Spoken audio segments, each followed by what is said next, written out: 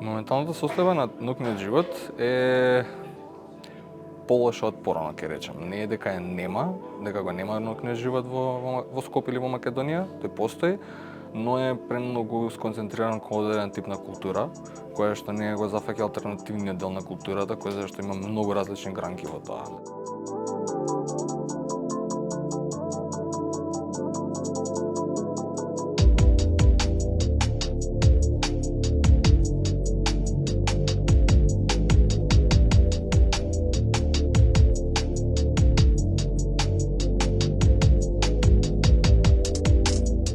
Целта на овој настан е да се види колкава е поддршката за наукниот живот и да се отпочне јавен разговор каде што можат луѓе комотно да дојдат и да слушнат во која ситуација се наоѓаме, што треба да се преземе,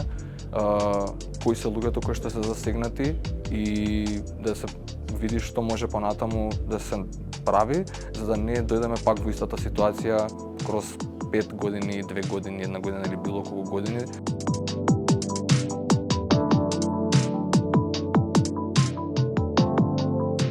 Како главна причина за отварање на наукните клубови е настанот во Кочани. Од таму потекна све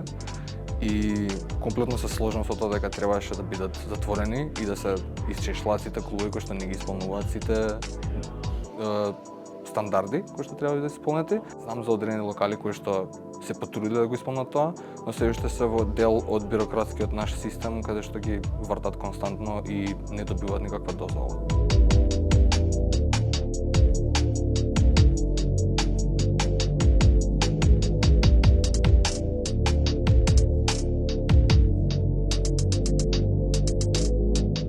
Нормално дека треба да има институционална поддршка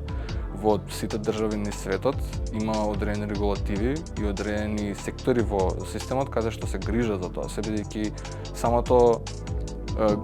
грижење кон наукниот живот носи големи бенефити кон општеството конкретно наше, значи дали е Скопје или Македонија,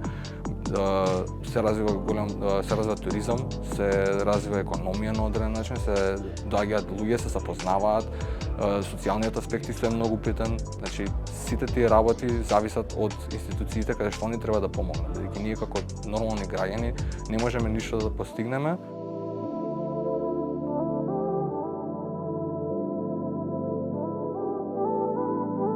Локали каде што може да се донесат големи имиња, светски или може да бидат алтернативни балкански, да ги наречам, нема каде да се донесат, бидејќи технички услови не исполнуваат во локалите, не исполнуваат капацитет, не исполнуваат многу работи и едноставно нема нешто. И многу од луѓето патуваат, вклучително и јас, патуваме надвор од Македонија за да можеме да го искусиме тоа што сакаме да си го искусиме во својот град.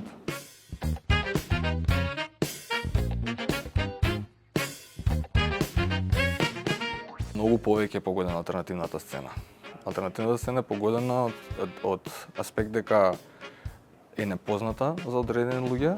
или делува како да е нешто што не припаѓа во нашата средина и нормално дека секогаш била прво погодувана алтернативната сцена. Традиционалната, односно комерцијалната сцена која што постои, таа ќе постоела, ќе постои сега, ќе постои за секогаш, бидејќи таа која што ја врти економијата, носи пари и све, но не мислам дека секогаш наукниот живот и се околу конкретно музика и искачање надвор треба да биде поврзано со пари, туку некогаш може да биде само психолошки и социјален аспект.